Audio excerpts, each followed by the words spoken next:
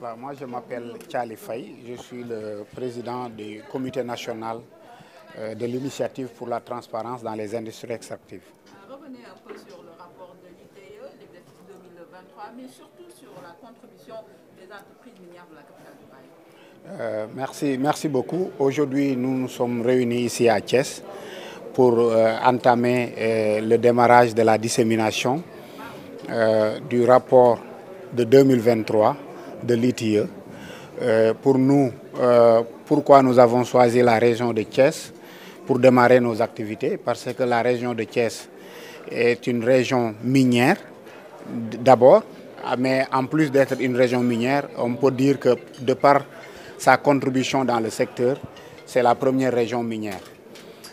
Parce que le rapport montre qu'en 2023, la contribution globale du secteur, c'est 380 milliards de francs CFA de manière globale, contre 275 milliards en 2022. Donc pour nous, il y a une hausse déjà pour 2023.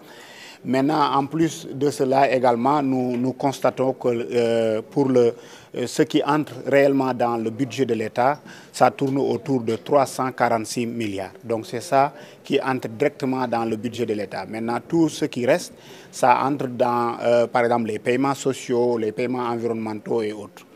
Au-delà de cela également, quand on parle de contribution globale du secteur, c'est à la fois les hydrocarbures et les mines.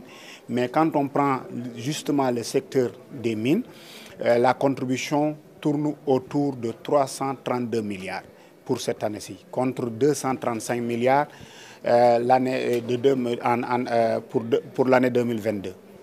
Ce qui montre au moins une hausse dans le secteur minier de 96 milliards.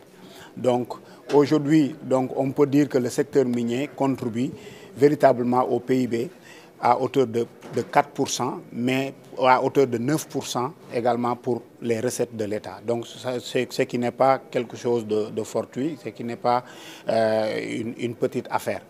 Maintenant, par rapport à la région de Thiès particulièrement, nous avons constaté que cette année-ci, l'année 2023, les entreprises établies dans la région de Thiès ont contribué à hauteur de 144 milliards. Donc c'est contre 91 milliards pour l'année 2022. Donc ce qui montre que la région de Thiès, d'année en année, il y a une contribution de plus en plus pour les entreprises qui sont ici établies. En dehors de cela également, nous avons constaté que toujours dans le cadre de la région de Thiès, ou bien de manière globale, nous avons vu qu'il y a un chiffre d'affaires pour les entreprises de la région de Thiès qui tourne autour de 1010 milliards. Donc ça veut dire qu'aujourd'hui, l'enjeu principal se situe au niveau du contenu local. Parce que comment est-ce que nous pouvons travailler pour que les entreprises nationales puissent véritablement bénéficier des marchés dans le secteur. Parce que les dépenses effectuées autour de la région de Thiès, surtout dans le secteur, ça tourne autour de 530 milliards. Donc aujourd'hui, comment est-ce que nous pouvons faire pour accompagner nos champions nationaux, nos entreprises nationales, pour que ces entreprises puissent bénéficier davantage de l'exploitation?